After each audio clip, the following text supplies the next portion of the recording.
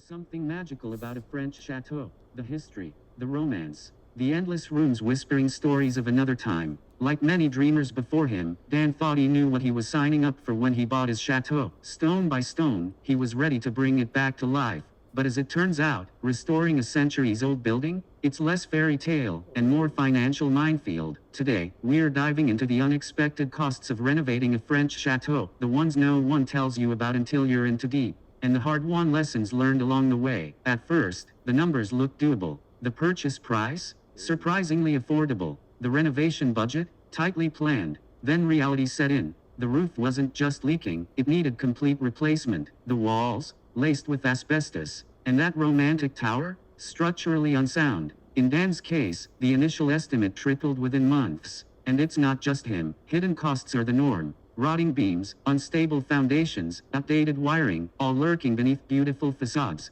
Then there's the paperwork. In France, owning a historical building means navigating a maze of regulations. You need permits, lots of them, for plumbing, for roofing, even for repainting shutters. Approval processes can stretch for months, and every delay costs money. Dan quickly learned that just fixing the roof can turn into a year-long negotiation with local authorities, architects, and heritage inspectors. Want to speed things up? Don't. Cutting corners can result in massive fines, or worse, being forced to undo your work. You can't just slap on plaster and call it a day. Restoring a chateau means doing it right, and that means authenticity. Original materials like lime mortar, oak beams, and handmade tiles aren't cheap. Neither are the artisans skilled enough to use them. Dan once had to source specific terracotta floor tiles from a region 4 hours away, just to match a single room. The craftsmanship is beautiful. The price tag? Brutal. But cutting corners means losing the soul of the place. And for many chateau owners, that's not an option. Even when the renovation slows down, the costs don't.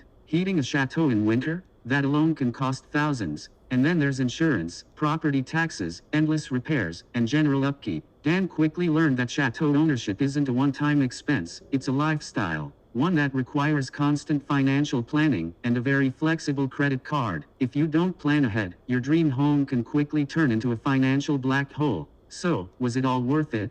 That's for each owner to decide. But one thing's for sure, restoring a French chateau is not for the faint of heart or light of wallet. For Dan, and for many like him, it's been a humbling, expensive, and deeply rewarding journey. And as the dust settles and the scaffolding comes down, they're not just rebuilding stone walls, they're rebuilding history. Bullseye. Want more chateau stories? Like, comment, and subscribe to follow the real cost of dreaming big, one renovation at a time.